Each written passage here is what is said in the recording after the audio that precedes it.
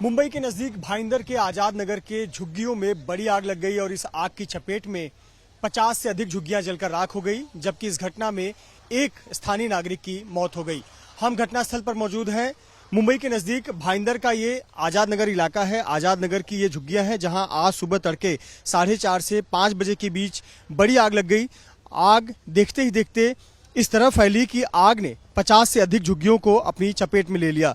ये जो पूरा परिसर है आजाद नगर का इलाका, दरअसल ये यहाँ पर गोदाम हुआ करता था, स्क्रैप यार्ड हुआ करता था। बहुत से लोग भंगार का यानी स्क्रैप का बिजनेस करते थे और बहुत सारे काम करने वाले लोग इन्हीं झुग्गियों में रहते थे। आज सुबह 4:30 से 5 बजे के करीब इन झुग्गियों में आग लग गई और देखते ही देखते आग इतनी तेजी से फैली कि 50 से अधिक झुग्गियां जलकर राख हो गई। इन तस्वीरों को आप देख सकते हैं। आग लगने के करीब 5 घंटे बाद की यह तस्वीर है, जब आग पर पूरी तरह से काबू नहीं पाया जा सका है।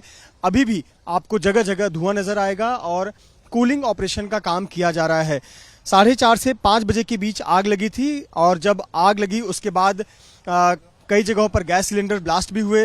एलपीजी सिलेंडर ब्लास्ट होने से कुछ लोग उसकी चपेट में भी आ गए। एक स्थानीय व्यक्ति की मौत हो गई जिसका नाम दीपक उर्फ पप्पू चौरसिया बताया जा रहा है, जिसका नजदीक ही एक पान की दुकान थी। वो इस घटना में उसकी मौत हो गई। साथ ही साथ 3 अन्य स्थानीय लोग घायल हो गए हैं।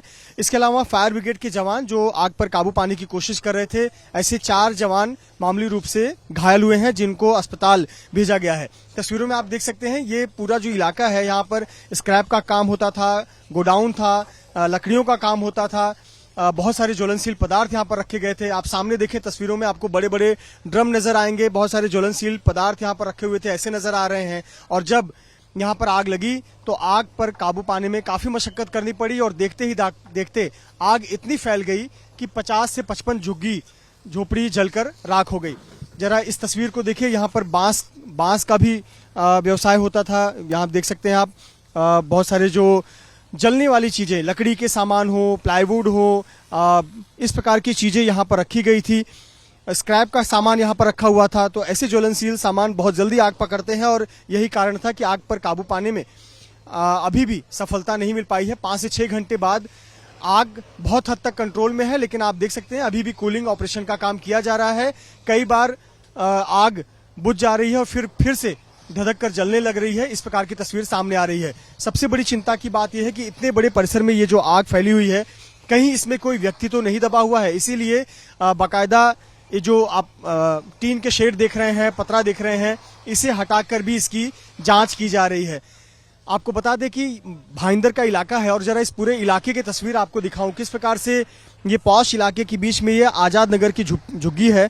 स्थानीय लोगों के मुताबिक ये जमीन सरकारी जमीन है, लेकिन यहाँ काफी समय से झुग्गी झोपड़ी यहाँ पर बनी हुई थी और बहुत सारे लोग स्क्रैप का और अन्य व्यवसायिक रोजगार का काम यहाँ पर करते थे। और सुबह 4:30 से 5 बजे के बीच यहाँ पर आग लगी। स्थानीय लोगों का कहना है कि सबसे पहले एक शॉर्ट सर्किट हुआ था। शॉर्ट सर्किट होने के बाद सबसे पहले एक झोपड़ी में आग लगी। इससे पहले कि कोई कुछ कर पाता, ये आग फैलती चली गई और इसकी चपेट में आने से 50 से अधिक झुग्गी झोपड़ी जलकर राख हो गई है। एक व्यक्ति की मौत हो गई है, जबकि 3 स्थानीय लोग घायल हैं। अग्निशमन विभाग के जवान जो कि आग पर काबू पाने की कोशिश कर रहे थे, उनमें से 4 को मामूली चोट आई है, जिन्हें अस्पताल भेजा गया है।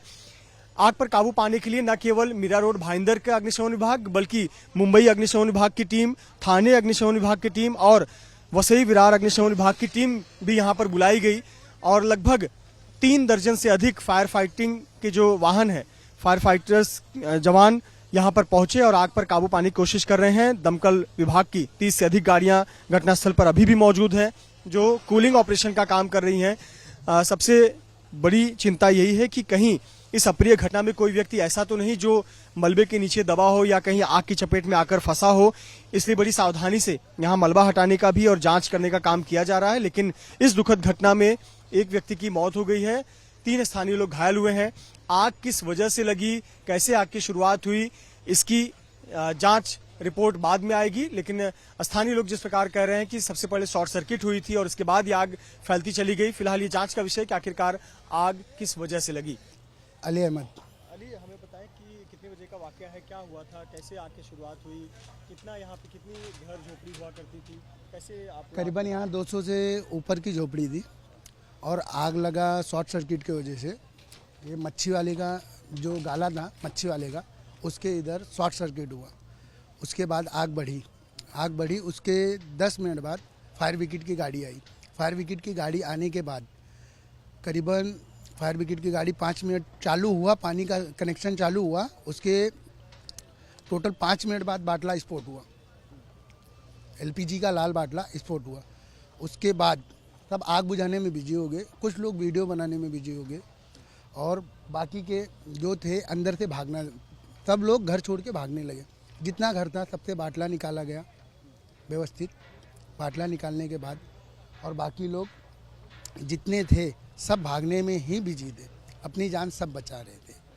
और आग बढ़ता गया, बाटला एक इधर फूटा, फिर बाजू में उसके दूसरे वाले ने भी बाटला निकाला नहीं था, उसका भी बाटला फूटा। बाटला स्फोट होते गया, कम से कम 24 बाटले स्फोट हुए हैं। नॉर्मल में 24 बाटले स्फोट हुए हैं। आपके सामने किसी जख्मी को, किसी घायल को, किसी मृत को निकाला गया था, क्या हुआ? मैं खुद अपने हाथों से एक बंदे को निकाला था, बाथरूम वाले का लड़का, जिसको यहाँ कान से खून निकल रहा था, उसके पेट में लग गया था। तो पोजीशन में मैं भी भाग ही रहा था, लेकिन उस वक्त मैं उसको लेके भागा। फिर उसकी माँ के हाथ में मैंने दिया, उसको टिम्बा हॉस्पिटल है उधर इमरजेंसी में शिफ्ट कराया।